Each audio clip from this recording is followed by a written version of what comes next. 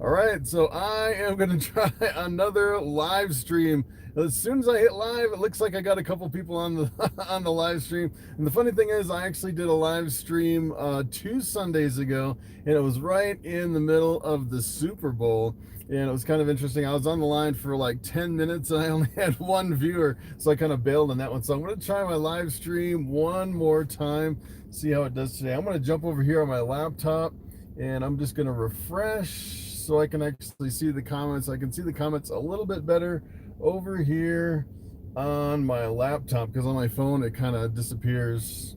So it looks like, all right, yeah, I have my first content, my first comment from Teresa. Thank you for that comment. So yeah, I'm actually getting some comments. I have 5 people. All right, finally, it's actually working a little bit better than trying to do a live stream in the middle of a Super Bowl. So I'm just going to kind of go through these questions. I'm actually, if you're wondering where I'm at, I'm actually sitting in my car because I don't have a very good internet connection at my house. And of course, my nose itches right in the middle of the live stream. So what's going on? I see a whole bunch of comments already. 36 people on after a minute and 20 seconds. It's going pretty fast.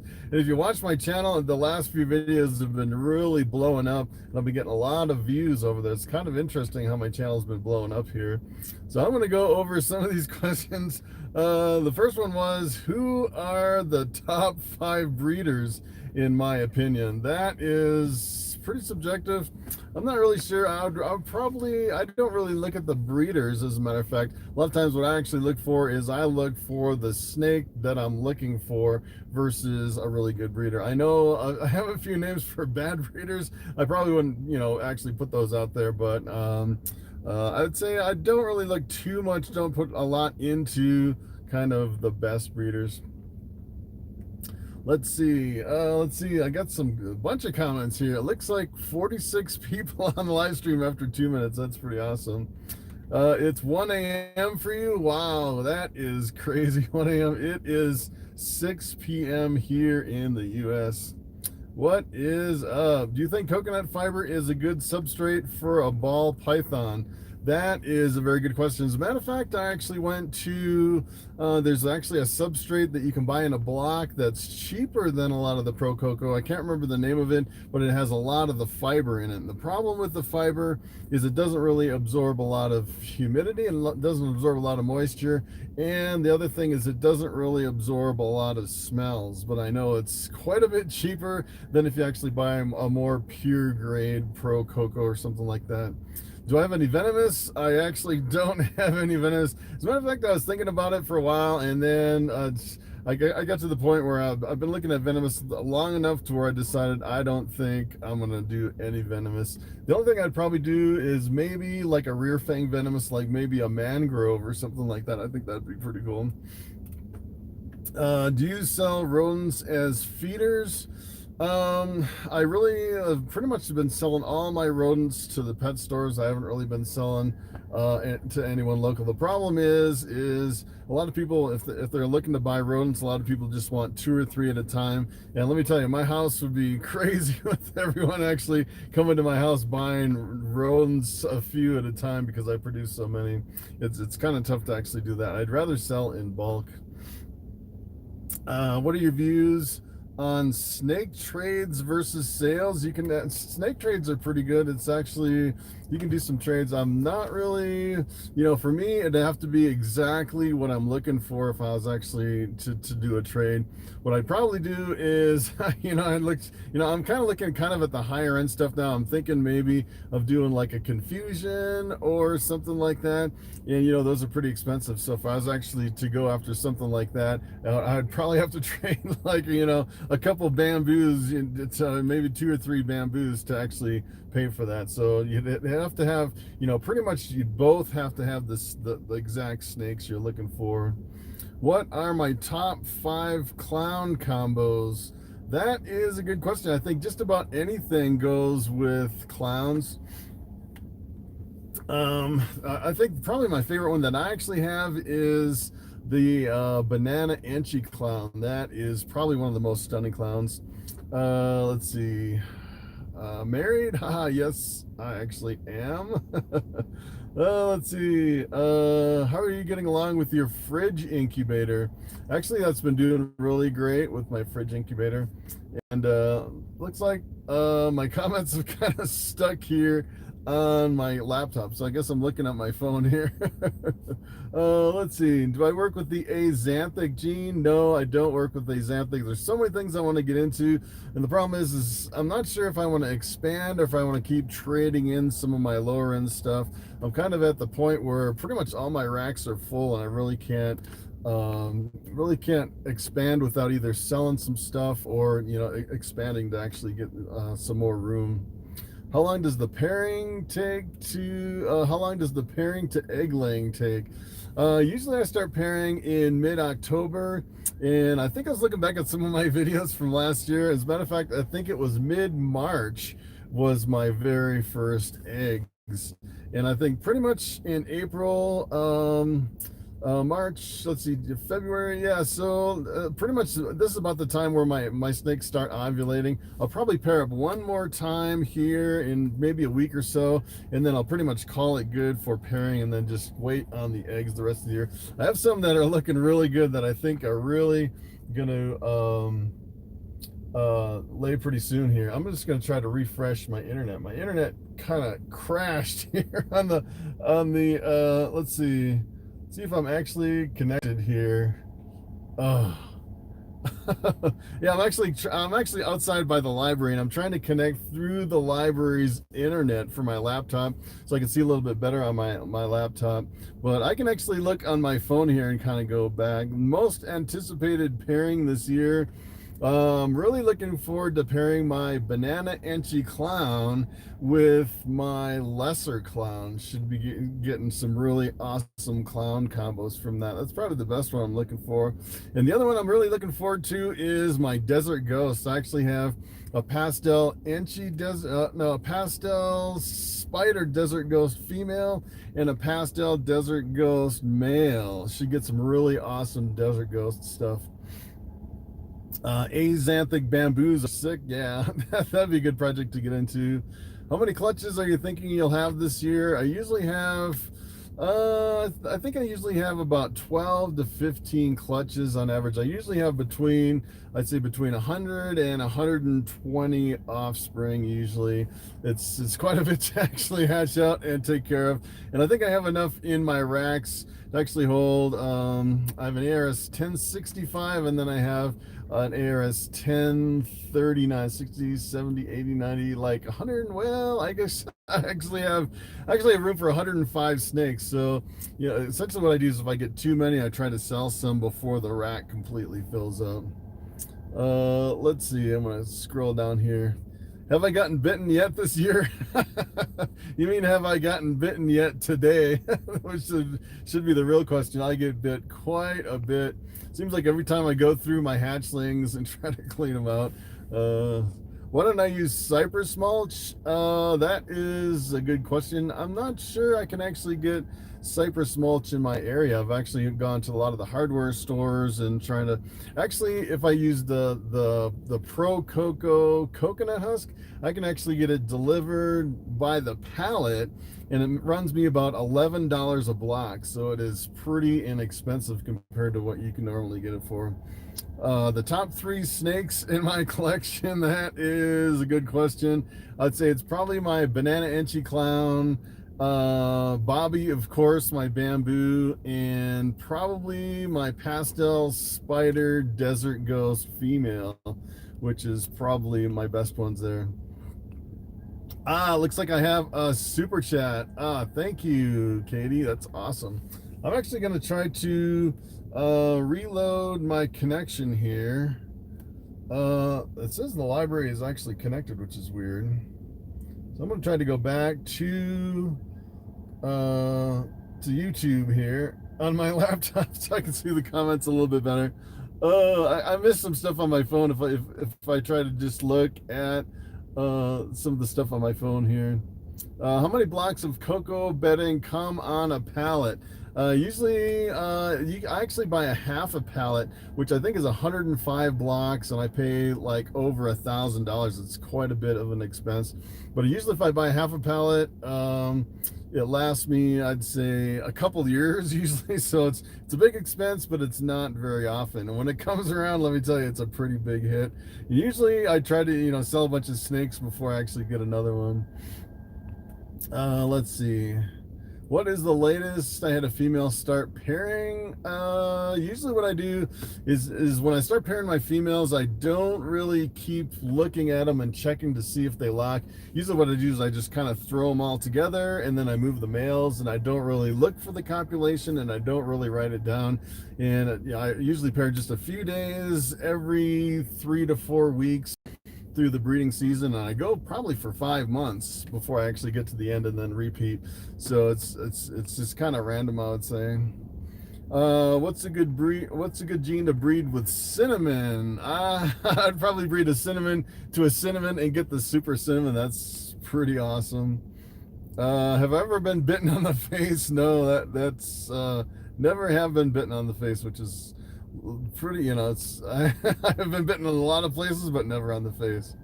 Let's see. I'm gonna kind of scroll down through some of these newer comments here. Let's see.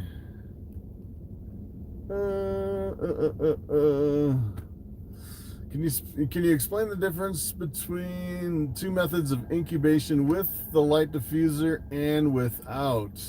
That's a good question. I say some people put, I actually use like an egg crate on top of my vermiculite in water. And what I really like about it is it really keeps the eggs a lot cleaner. They're not sitting down in the vermiculite. And probably the best thing that I really like about it is when the snakes hatch, they're actually on top of the egg crate and they don't get covered with the vermiculite. A lot of times you'll actually see right after you're hatching the snakes, they can come out really wet and sticky and they get really covered with vermiculite. And I like the egg crate because it kind of keeps them up above the vermiculite and it keeps them nice and clean when they're coming out of the egg. Let's see. How many snakes do you end up needing to wholesale as opposed to selling full price? Actually, I haven't wholesaled any of my snakes.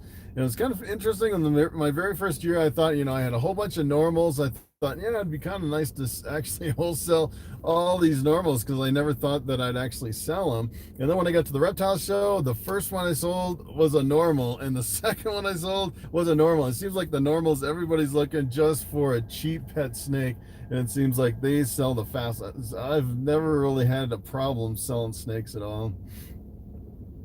Let's see. Are you looking to expanding the retics full-time along with the ball pythons? Probably not. The big problem with the retics is if you expand retics too big, and then if they pass something like that was on the Lacey Act where you can't actually transport them across state lines, then you run into the problem of what do you do with all these retics. And I would say that's probably the biggest thing with retics is the changing rules and regulations that you always have to be careful of. So I'll probably want to dabble in it a little bit, but I really don't want to get too deep into reticulated pythons. What's the best gene male to breed with a female spider? Orange Dream, Enchi, Yellow Belly. Yes, I would say all of those. A lot of those go well with spider. I breed spiders a little bit. I think the Desert Ghost goes really well, especially the pastel Desert Ghost. That is like hands down my favorite snake that I've ever seen with spider. Another good thing that goes with spider is Enchi. I really love Enchi spiders.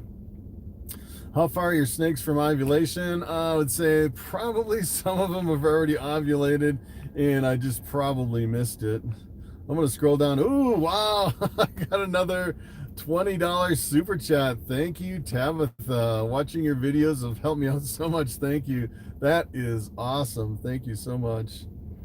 Let's see. Make a sonogram video. You mean an ultrasound? I've actually made quite a few ultrasound videos.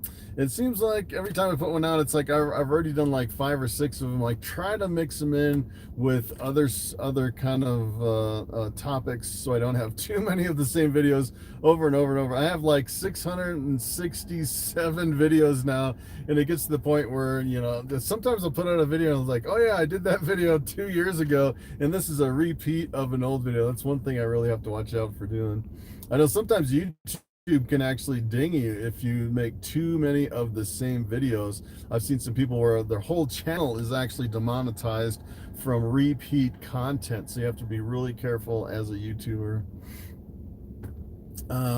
Let's see. What's the best way to get snakes to lock if you only have one male for 2 females?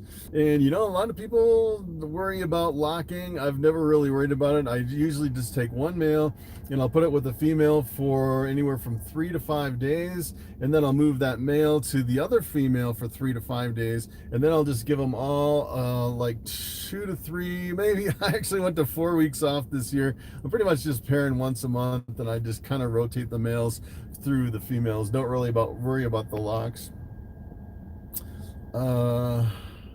Tips on when a female is ovulating. So normally what you do is you pair up the males with the females, and then it's usually like 4 or 5 months after you start pairing up that they finally ovulate. And it's you know, I pretty much don't even look at it, because there's nothing you can really do if they ovulate or not, or if they lock or not. A lot of people try to do little tricks, and I just kind of pair them up and move them through, and if they lay eggs, they lay eggs. And most of the times, I'd say usually the ratios, you get about 80% of your ball pythons that'll actually lay eggs. Let's see.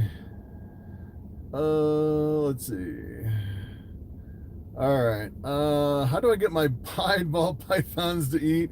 That is a very good question. Pied ball python seems like that's one of the things where I really don't like pieds. It's the number one thing that seems like everybody complains about, is they're not eating. And I finally got mine. As a matter of fact, I had 2 females, and one of them just would not eat and would not eat for years. And I finally sold it. And I sold it on the show, and I told the guy, this snake will just not eat. And I sold it at a pretty good discount. And I had kept one, and I finally found out that it will eat live rodents. It actually eats live small rats, and I'm doing really well feeding it live small rats. So that's kind of my trick. How many grams is your biggest female? I think my biggest female went over 5,000 grams, just a little bit above 5,000, right before she actually laid eggs, and then she's down. I think I actually did, if you look back at just a few days ago where I did my biggest 5, I think I started with my biggest ball python. I think it was like 4,600 or 4,700 grams, and she's definitely developing eggs, so she'll probably gain a little bit more weight. Let's see, the benefit of heat mats over lamps. The mats won't dry it out like the lamps will. Let's see. All right. Where can I find a Madagascar hognose? That is a good question. I would try Morphmarket for hognose, or you can go over to kingsnake.com. Those are pretty good. So if you only pair once or twice, is it guaranteed they'll lay later in the season? Not necessarily. I would say if you only pair once or twice, the problem is every time it seems like every time you pair them up, you have a better likelihood of fertilizing more eggs within the female. I've seen some people just pair once or twice, and they end up with a lot of slugs.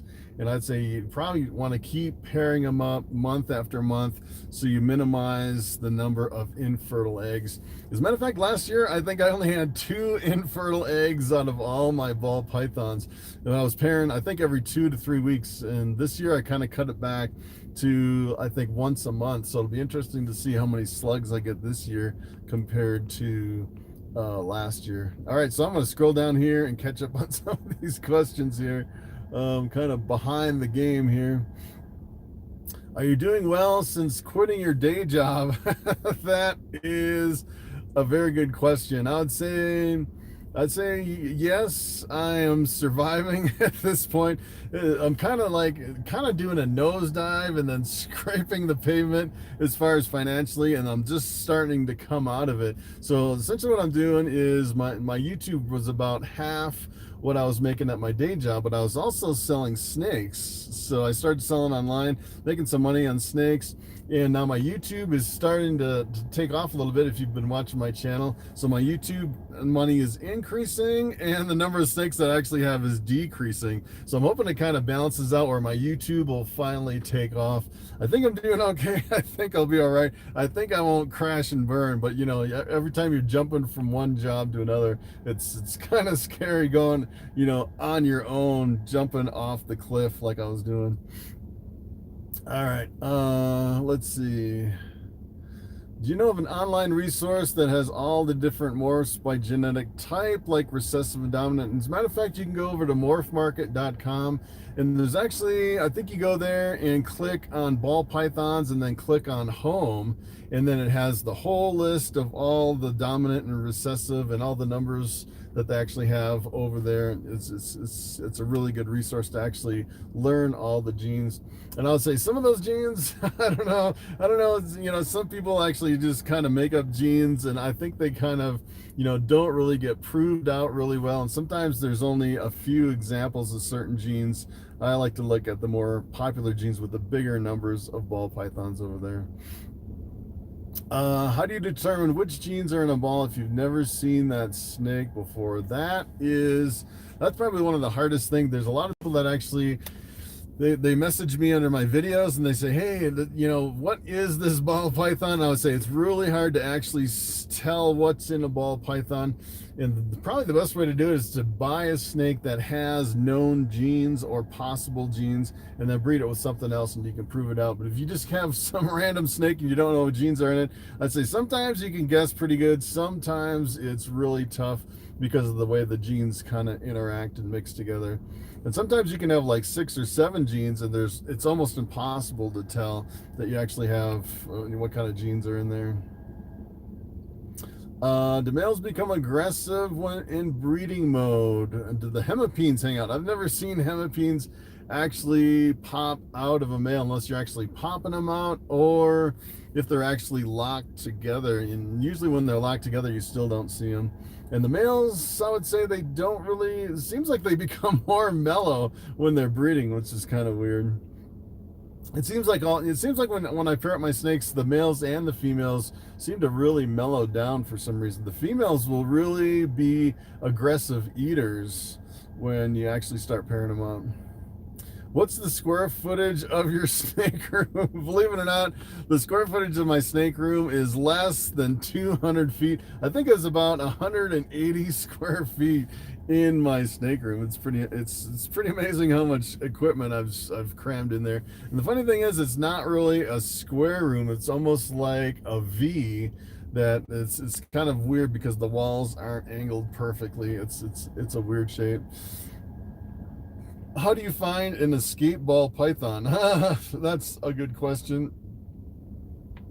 I'd say you just have to keep looking. Look for sources of heat. A lot of times they'll like crawl up around, you know, like a baseboard heater or you know like a water heater or something like that. So I've actually lost one snake and I've never found it, which is kind of crazy.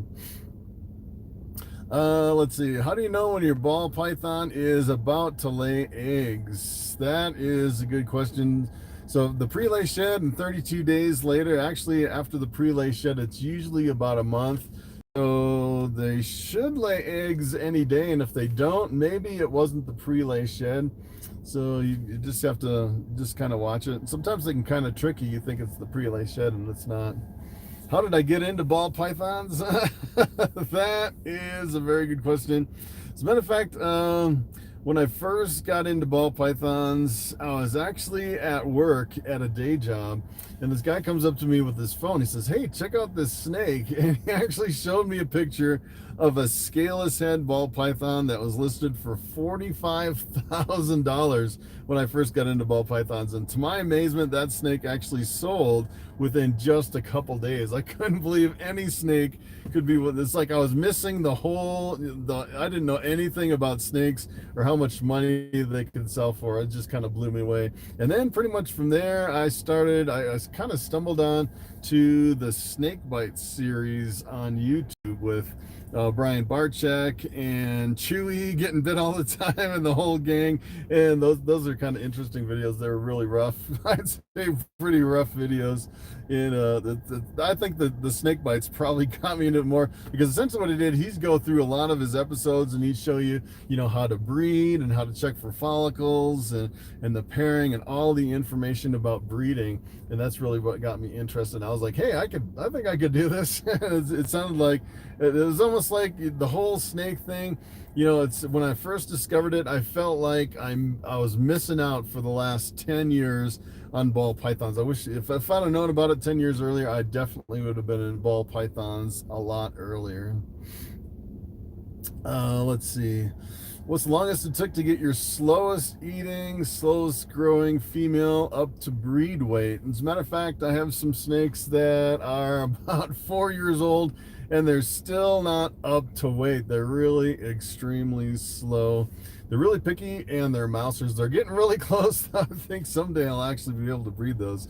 And sometimes it's just, that's the hard thing with ball pythons. Sometimes they just take a really long time. And then once they do lay eggs, a lot of times it takes a lot of time to get the weight back on them in order to breed them again. And some snakes, they just eat like crazy and you can breed them year after year after year.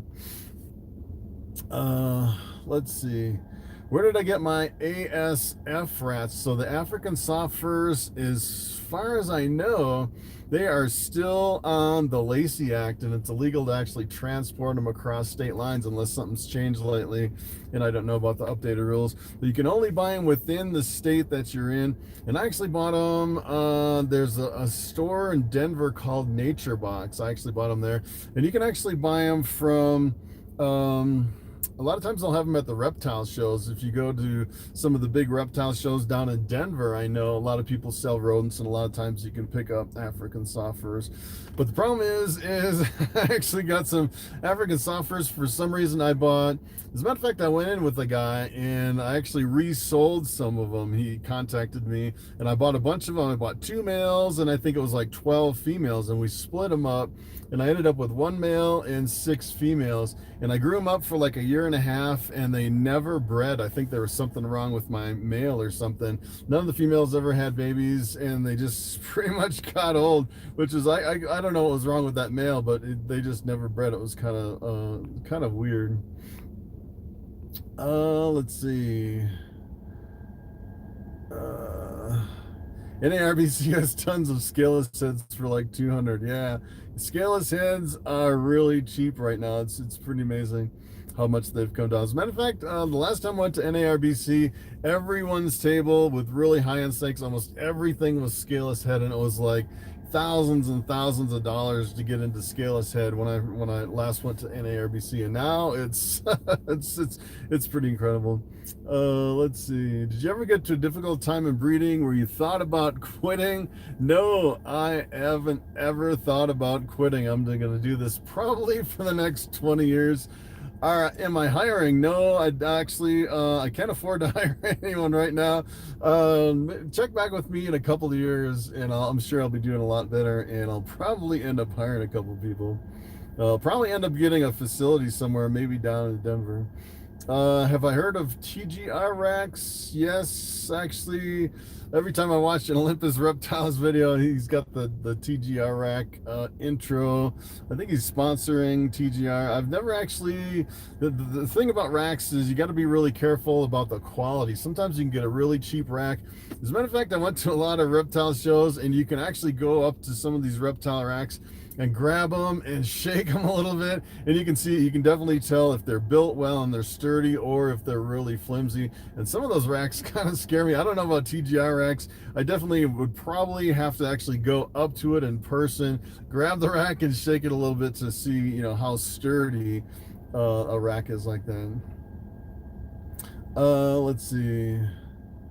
Have you ever considered selling ball pythons for someone else for a percentage? That is really risky because a lot of times you can run into problems if you're a ball python flipper. You know, I've seen some people do like wholesaling and stuff like that. You can make some pretty good money. The problem is if you bring in snakes from a lot of different people, you have a really high probability of getting mites or something like that. If you get mites, pretty much there's nothing you can do except shut down your business and not sell any snakes until you get a control on your mites. That would probably scare me. That scares me enough to not go into the wholesale snake flipping thing. All right, let me scroll down. I'm a little bit behind here. Let's see. All right. Do I know the inside dimension of the ARS 9706 boa tub? As a matter of fact, you can write ARS caging and they'll tell you all the dimensions of everything that you want. You can start up a conversation with them. They'll give you all the info on all the dimensions. Let's see. Would a pair of albino pieds and bells be good to start as far as a financial kickback? Yeah, that would be a really good start. Let's see. My 12-year-old daughter has 3 ball pythons and she loves your videos and she wants to become a breeder. That's pretty awesome. Let's see. Can an 1100 gram female be bred? No, I would definitely not breed an 1100 gram female because keep in mind if you start pairing up females, they'll go on a fast and they'll actually lose weight. So a lot of times if you start them at 1100 and especially if they don't breed, they can lose a lot of weight. So I would say a lot of people say if you breed them that light, it can also be dangerous to the health where they actually don't have enough room in their body to make room for some big eggs. So I would say probably most people say 1500 grams. I pushed one at 1400 grams, but it was feeding real heavy. And when I start pairing them up, it's still fed. It was my clown female. And some of them, as soon as I pair them, they go on a fast and they get thinner and thinner. So I'll definitely stay away from that. What do I use for mite prevention? I don't actually use mite prevention. I would probably stay away from that because anything you treat mites with is really dangerous and toxic to your snake. So unless you actually have mites, I would definitely not use anything to actually prevent. There's really no reason that you would probably get mites. I'd say probably the best thing that you can do is if you go to a reptile show or a pet store, before you actually go down in your reptile room, I'd probably wash all your clothes and wash up really good, maybe take a shower, make sure you don't have any mite hitchhikers coming in to your collection. But other than that, you shouldn't really need to use any kind of mite prevention. What kind of babies can a lemon blast spinner het ghost cross with a normal produce? That is, so you have a lemon blast is pastel pinstripe, and you can actually go over to, I would actually go over to a genetic calculator like one of World of Ball Pythons or Morphmarket, and you can actually plug in all the different combos and then get all the percentages of all the offspring. And I could sit there for days just, you know, what happens if I breed these two together, and it's pretty awesome just to, you know, that I used to actually, you know, when I first started, I spent a lot of time on the genetic calculators actually trying to figure out not only what was the most awesome, impressive looking combo, but what was my return on investment when I breed certain snakes together.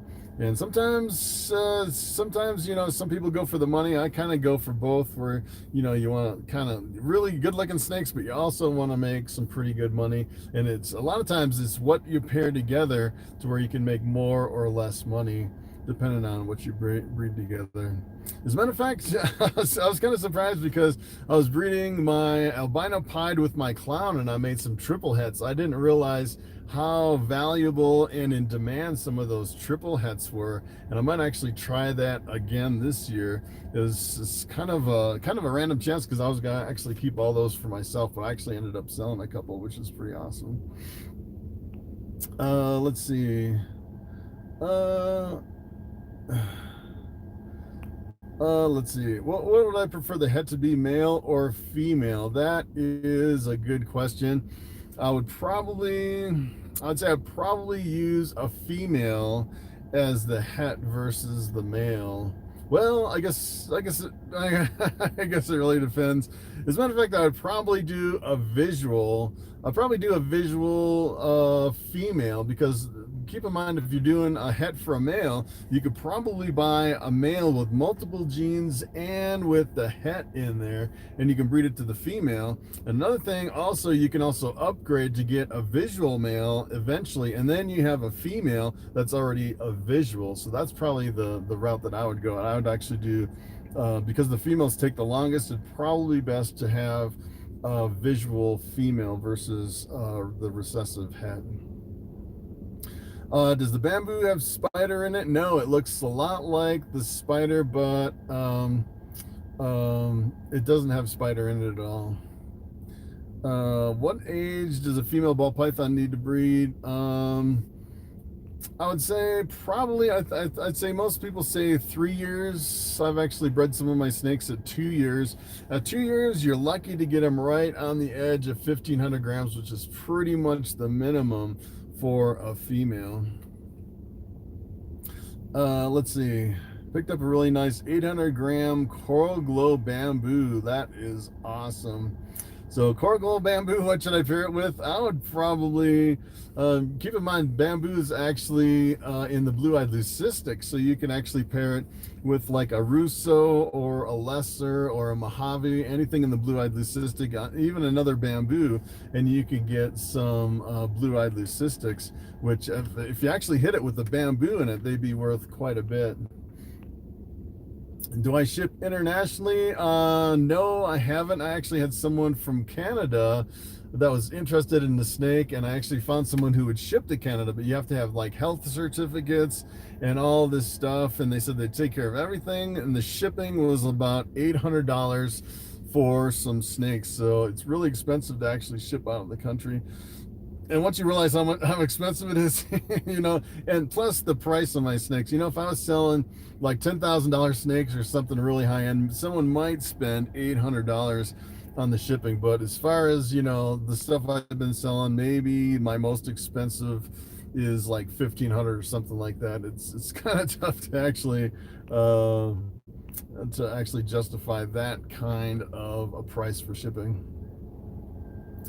Do I see any downsides to using plastic hides? Not really. I think plastic hides are okay. I've seen some pretty nice ones. The only thing is if they kind of knock them over and then they don't have a hide. That's the only thing if they're not real heavy. But I've actually seen quite a few people using some nice plastic hides. Are you interested in hybrid projects? It's kind of interesting. When I first started, I was thinking about, I actually had an Australian Woma python, and you can actually breed it with a ball python to get a hybrid, and I decided to actually sell my Woma python, and I actually got out of hybrids, decided not to go down that route. I think it'd be kind of a tough market to actually try to sell hybrids. I don't think a lot of people would be really interested.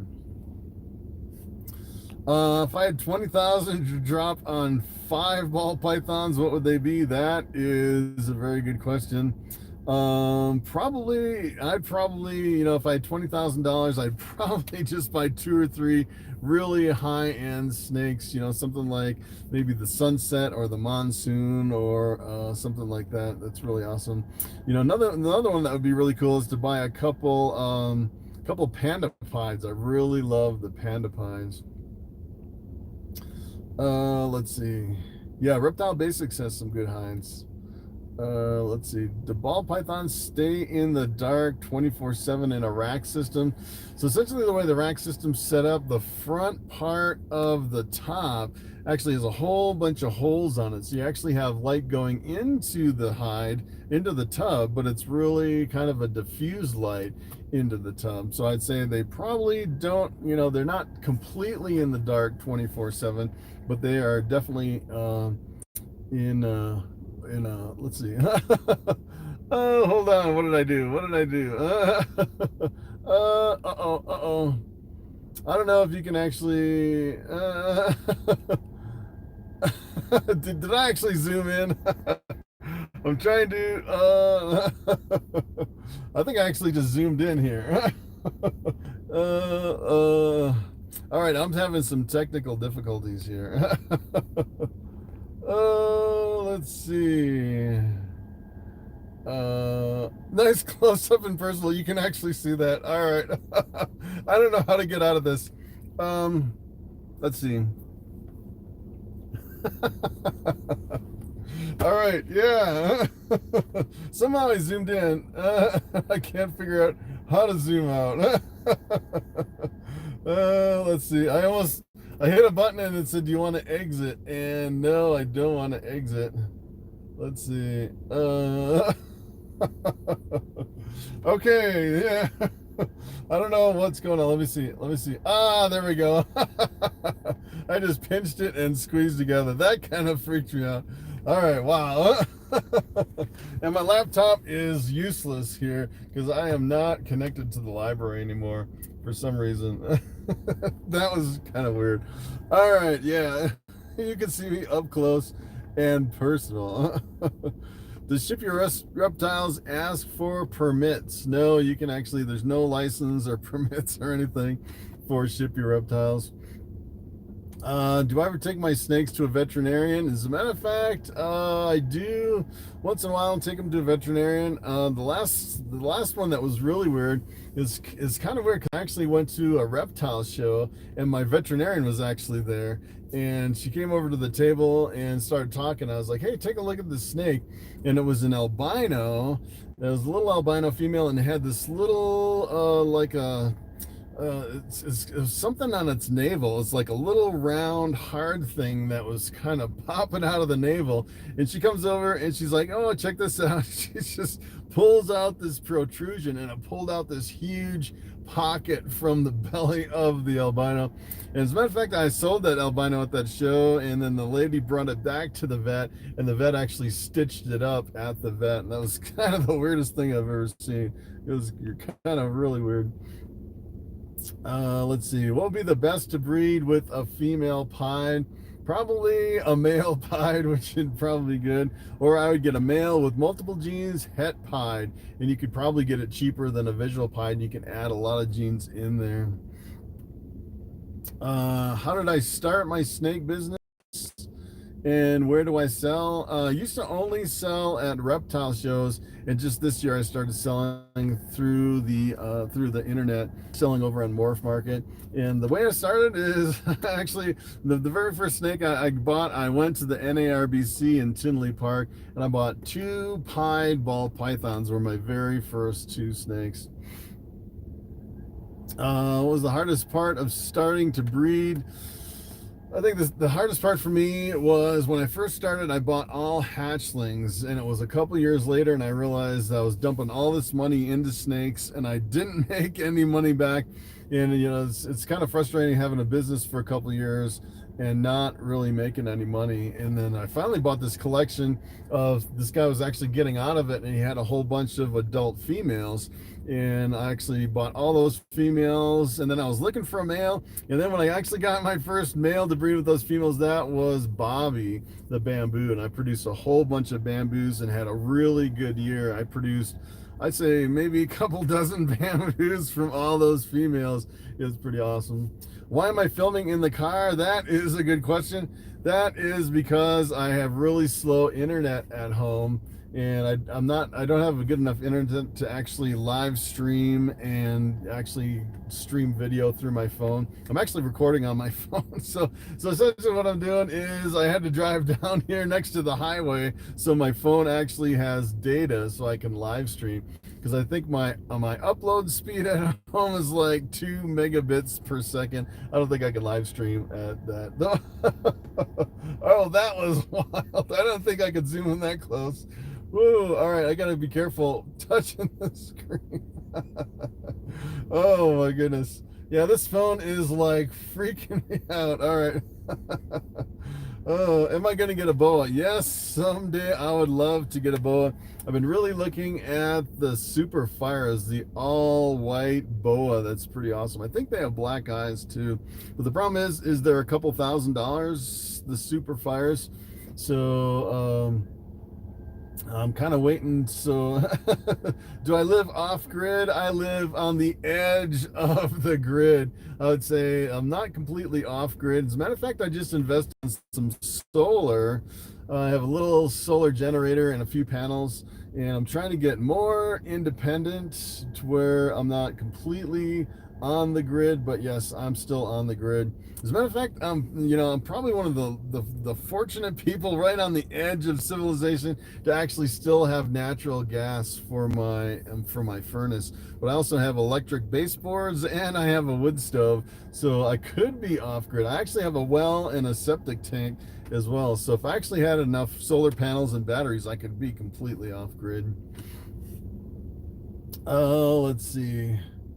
Do I have kids? No, I don't have kids. uh, let's see. How can you tell the difference in a chocolate and a regular ball python?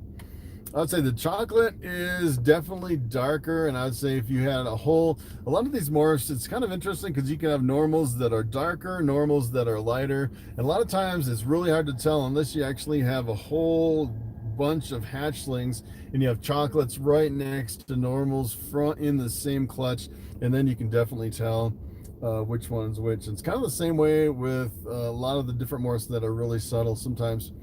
Let's see, what are my top selling morphs besides Pied? As a matter of fact, Pied is not my top selling morph. My top selling snake is a normal ball python. They sell the fastest, and I pretty much sell out of normals before anything else. It's kind of interesting. Am I from Earth or another planet? Believe it or not, I am from another planet, and I would tell you which one, but you probably can't pronounce it. Let's see. Do I have any snakes with lemon blast? So lemon blast is essentially pastel and pinstripe. I have quite a few lemon blast females. I think I have 4 lemon blast females, and I produce quite a few lemon blasts. As a matter of fact, I'm selling, I still have some that I'm actually selling.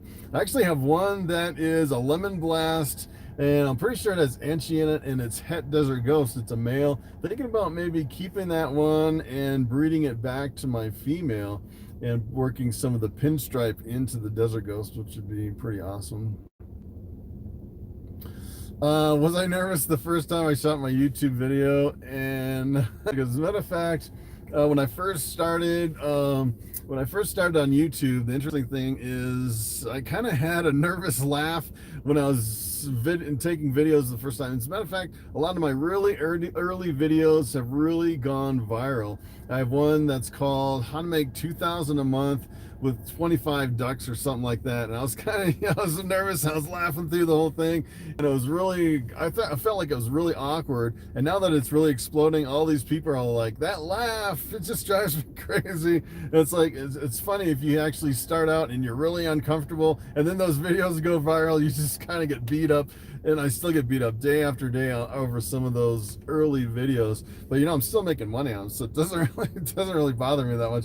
And you kind of get used to some of the bashing. It's like, at first it's kind of like, a lot of people are like kind of picking on you, and then after a while it's like, I've heard this 1,000 times. You're just like beating a dead horse. I say that's probably the hardest, being in front of the camera, is just kind of, everybody's, it's almost like when you're in front of kids, and kids will say anything. They're like, why does your hair look like that, or something like that. And that's kind of what you hear on YouTube over and over and over and over, kind of the stuff that's and I would say, as far as getting better on YouTube, you just have to keep filming. For me, it's been day after day after day for 2 years straight. I have over 660 some videos or something like that, so it definitely gets easier. I'd say the first 100 videos are probably the hardest.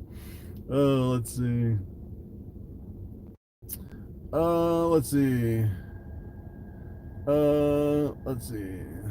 All right, so I'm gonna go back to, I saw one back here. Let's see, you had horses. Let's see, I don't know if that was for me or not, but yeah, I've never actually had a horse. I've always had cows. So Have cows. I've had ducks and a bunch of other animals. Are the commercial racks worth getting and buying? Definitely worth getting. As a matter of fact, the thing I really like about the commercial racks is, especially with the ARS caging, not only can you buy them one level at a time, but if you ever decide to get out of ball pythons, you can actually resell those. It's really difficult to actually find used professional racks, and I'm sure you could probably get most of your money back out of it. Can you do a video on how to identify the difference in morphs? That is pretty hard. I usually do different morph specials. I have a lot of different morph specials, but if you're actually getting a morph and you don't know what it is, I'd say it's kind of difficult. Let's see, what new gene projects have you thought about getting into? Probably the biggest one, the one I'll probably get into this year. I'm thinking, usually every year once I get my hatchlings and then I sell a bunch of hatchlings and I get some money, I'll probably buy into the acid confusion static project. All those genes are pretty much different lines of the same thing. Maybe thinking about doing some axanthic. That'd be kind of cool. Let's see. What would I breed with a female butter pastel het clown? I'll definitely breed that to a clown and get some clowns. The other thing is, if you're breeding butter into a clown, you definitely probably want to stay away from anything in the blue-eyed leucistic, because if you do hit the clown, you won't know it if you end up with a white snake. Let's see. You ever breed a visual to a het and not get a visual? Yes. You can. I'd say when it comes to genetics and the odds, it can really work against you. As a matter of fact, I saw a guy who bred a bamboo to a normal and got a whole clutch of bamboos. It was like 7 bamboos and nothing else. It was unbelievable. And sometimes the odds can kind of trick you like that. Sometimes you can go all one way. Sometimes you can get a whole clutch of normals. And I'll say most of the times it's 50-50, but a lot of times, especially with lower odds, sometimes it's really hard to hit. How does the heating system work with the rack system? Essentially, with the ARS racks, it actually has metal panels underneath the back of the tub, and then inside the metal panels is a heat strip, and that is controlled by a thermostat. And kind of the tricky part of a rack system is sometimes, if you set the middle rack levels to a certain temperature, the ends are usually a little bit colder on the top and the bottom. So actually on my breeders, I actually have controllers on every single level. And then on my hatchlings racks, I pretty much just set it in the middle and don't really worry about the differences in temperatures. But it can be kind of hard, I'd say. All right, so I'm going to scroll down on some of these questions here. Let's see. I think I want a pair of rainbow boas. That'd be interesting. I think rainbows are really sensitive to humidity. Definitely don't want to let a rainbow boa dry out. I've seen some people say it's kind of an advanced snake because if it dries out, you can actually kill him. Is a largemouth too much for an average 4-month-old ball python? Depends on how big the 4-month-old is. Sometimes it depends on how often you feed them. If you're actually feeding them 3 times a week, a 4-month-old can be really big. And if you're only feeding them once a month, a 4-month-old can be really extremely small. So I'd say probably no bigger than the thickest part of the ball python. And for hatchling ball python, I would recommend feeding probably every 5 to 7 days is usually what I do for some of my hatchlings. Let's see. Can I zoom back in my nose? That's pretty funny. I didn't even know I could zoom in on my nose. What do I use to record my YouTube videos? Actually, under every single video, I actually have all my equipment with my camera, my lens, my tripod, and my lighting and everything. And probably one of the biggest things that helps the most with all my videos is I actually upgraded to Adobe Premiere Pro. And let me tell you, you can take the worst video shot with almost anything and add the color correction, the sharpness, everything in Adobe Premiere and make a really bad video look really good. As a matter of fact, most of my videos, when I first take them, everything is really yellow and looks really bad until I actually go in and do some correction in the editor. And it's amazing how much you can make it look a lot better. All right, so I'm gonna scroll down here. Who's that person looking in the window? There could be someone here. Oh, actually, I don't think there's anyone around here. I'm kind of in the parking lot of a closed down library. So I actually saw one guy kind of driving around me. I was hoping it wasn't a cop. So I think I have about 6 more minutes on the live stream, and we'll call it. I'll pretty much just end these after an hour. So let's see. If I had a choice of a free snake for 1,000, what would I get? I would get a confusion or an acid or a static. I think that's pretty much where they start. Most of them might say, well, you could probably get one if you're lucky for 1,000. Some of them are starting about 1,500 for that morph. I'd probably get a male and breed it through some of my collection. It's probably what I'm going to do this year. Let's see. What would I breed with a female albino black pastel? That is a pretty awesome combo. There's, black pastel. I like the super black pastel. You can get a really black snake. You can actually you can breed that into a pied, get the super black pastel pied, which would be the panda pied. You have to kind of watch with the head albino. You could actually breed it back into an albino and reproduce it. There's quite a few things you can do with it. You could probably do breed it into pied and get the kind of interesting, just the black pastel albino pied. That'd be pretty cool. Let's see. Best morph to pair with a pied. I'd probably go with another pied or a male that's het pied with a bunch of other genes in it. Let's see. If a young snake isn't eating, should I get nervous? A few months old. So you have to kind of keep in mind, especially if it's a really small ball python, a lot of times what you want to do is, sometimes it's kind of difficult actually moving from live mice over to like a frozen thawed. So a lot of times what a lot of people do is if they get into a point where a young snake isn't eating, I would probably go backwards and maybe go back to like a live mouse hopper and start feeding it live mouse hoppers, and then slowly transition maybe over to a live rat and then try the frozen thawed rats. Or what you can actually do, even before a live mouse hopper, you can actually probably go back to like a frozen thawed mouse instead of a rat. Usually they'll take them a little bit better, but usually I would probably, a young snake, a few months old, I would probably get a little bit nervous if it's not eating, and I would try something else. Usually once they get up 700-800 grams, then you're kind of getting up against that 1,000-gram wall, and a lot of times a lot of them will actually go off of food from that. Let's see.